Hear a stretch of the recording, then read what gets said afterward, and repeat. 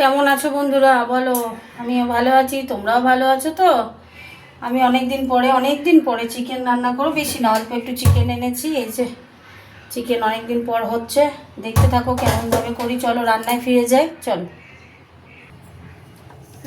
Gas জ্বালিয়ে দিলাম, কড়াটা একটু গরম হোক, তারপরে সর্ষের তেল দেবো। সর্ষের তেল দিয়ে দিচ্ছি, চিকেনটা বানাবো। তেলটা গরম হতে থাক। তেল গরম হয়ে গেছে, তেলের মধ্যে একটু মিষ্টি দিলাম,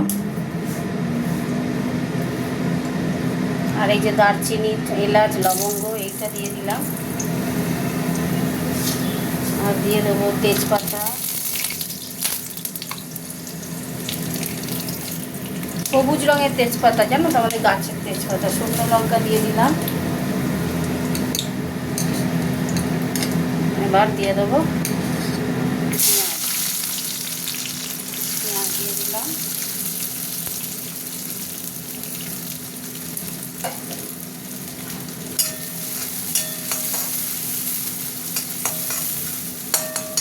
পেঁয়াজটা একটু ভাজা ভাজা হোক। পেঁয়াজটা ভাজা ভাজা হয়ে গেছে, আমি এবার চিকেনগুলো দিয়ে ভাজবো। চিকেনগুলো দিয়ে দিলাম,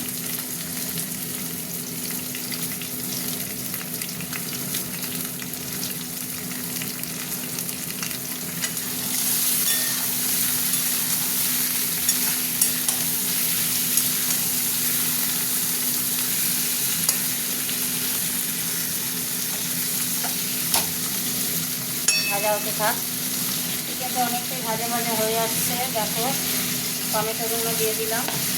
আর এখানে এই মশলাটা রেডি করে রেখেছি, এই যে হলুদ গুঁড়ো, লঙ্কা গুঁড়ো, ধনে গুঁড়ো, জিরে গুঁড়ো, আদা রসুন পেস্ট দেবো। এখন একটুখানি নেড়ে নিই, টমেটোটা দিয়ে নাড়বো, তারপরে দেবো। হতে থাক, দেখো এটা ভাজতে ভাজতে কেমন তেল ছেড়ে দিয়েছে। এবার আমি মশলাটা দিয়ে দেবো। মশলাটা দিয়ে দিলাম,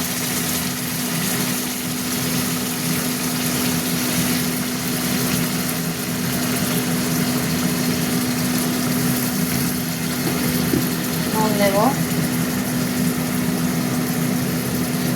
আবার পরে লাগলে দেবো। আস্তে আস্তে মশলা কষা হতে থাক।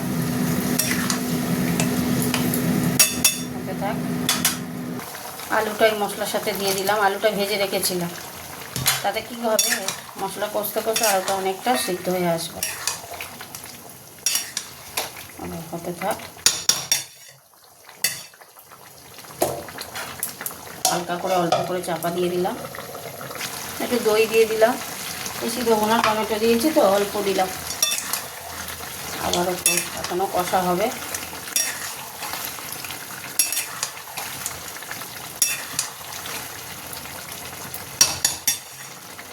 হতে থাক, দেখতে পাচ্ছ তেল ছেড়ে দিয়েছে, গরম মশলাটা দিয়ে দিলাম।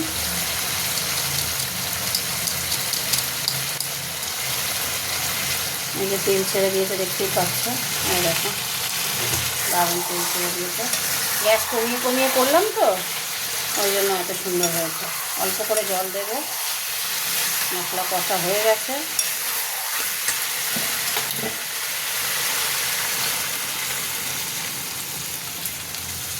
জল দিয়ে দিলাম, নুন মিষ্টি সব দেখে নিয়েছি, ঠিক আছে।